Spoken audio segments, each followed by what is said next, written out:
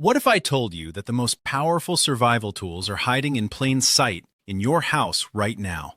Items so ordinary, you walk past them every day without realizing they could save your life. In the next few minutes, I'm going to reveal 30 everyday household items that transform into multi-purpose survival tools. These aren't expensive gadgets or military gear. They're things you probably already own, but never thought of as preparedness supplies. By the end of this video, you'll see your home completely differently. Welcome to Food Fixer, where we turn the ordinary into the extraordinary. If you're ready to discover the hidden survival potential in your own home, hit that like button and subscribe for more life-saving tips. Now here's the thing about preparedness. It's usually the small details that can derail a perfectly laid out survival plan. Today, I'm talking about supplies that won't make headlines. These aren't the indoor stoves or night vision goggles that everyone focuses on. These are low-cost, inexpensive supplies that will make the difference when a survival situation happens. From a basic power outage to something much larger. Let's start with something you definitely have in your kitchen right now. Ziploc bags. These simple plastic bags are absolutely fantastic for preparedness. Different sizes serve different purposes. You can waterproof ammunition in your cache, protect electronics in your bug-out bag, or keep important documents dry. The vacuum-sealed bags are one step below actual Mylar bags with proper sealers, but they work remarkably well for medium-term storage. Next up, we have buckets.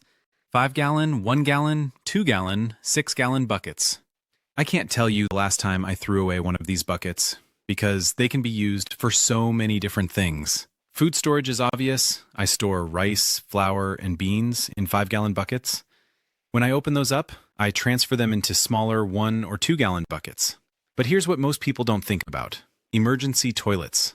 Just don't use the same bucket for food storage and sanitation, obviously. You've got round buckets, square buckets, and they're all absolutely essential for multiple preparedness situations. Heavy-duty yard bags are next on the list, and I'm talking about the really tough ones, the kind you can throw tree branches into without splitting them open. I keep one in my bug-out bag because these can be used for so many different things. You can use them as rain ponchos. They're big enough to cover you completely. Cut them up and make a shelter. Use them to collect water. If you didn't have a bug-out bag, you could actually carry supplies in them. Maybe you're out collecting firewood. Throw it all in a yard bag. The versatility is incredible. Now, duct tape and paracord. We all know duct tape can fix anything. If you don't have this or that, use some duct tape. Combined with baling wire, you can basically make anything. Cordage is one of those things in preparedness where you can never have enough. I collect hay bale twine. Every time we get hay bales, that twine goes into a feed bag. I've got hundreds of feet of paracord, jute twine, different types of cordage. You just never know which situations will require what type of rope or cord. Here's something most people don't think about. Pantyhose or nylons. You can use these for water filters, as a face mask if you don't have bandanas, or to carry supplies. Take a long leg, put all your small prepping supplies in it, tie the ends off, and throw it around your neck. It's like a survival supply necklace. And speaking of bandanas, there are literally about 100 different uses for a bandana.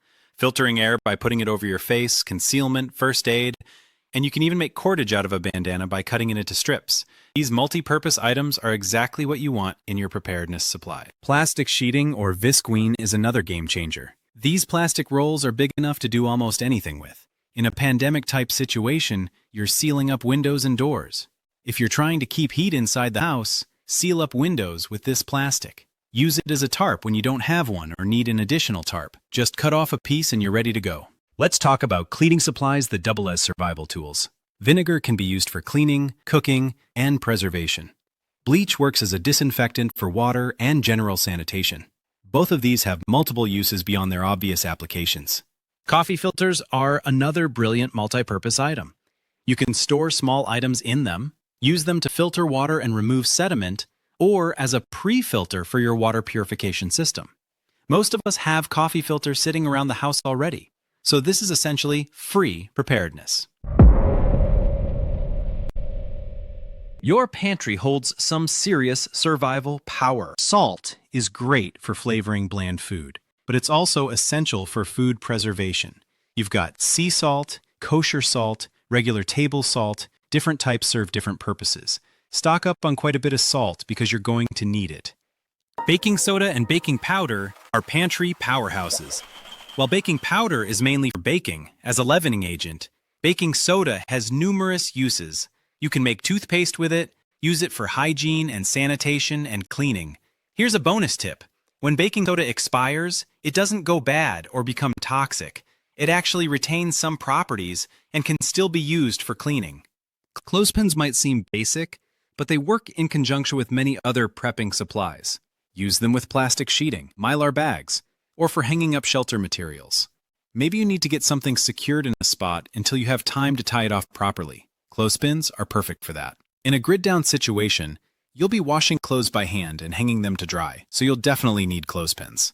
Reynolds wrap or aluminum foil is like a smaller scale version of plastic sheeting. You can seal certain things up, cover windows in a pinch, preserve food without refrigeration by minimizing air exposure. But here's what most people think about with tinfoil in preparedness: EMP protection. You can use it to create Faraday cages for electronics. Beyond that, there's basic food prep, food preservation, cooking, water collection, signaling and communications, and insulation for shelters.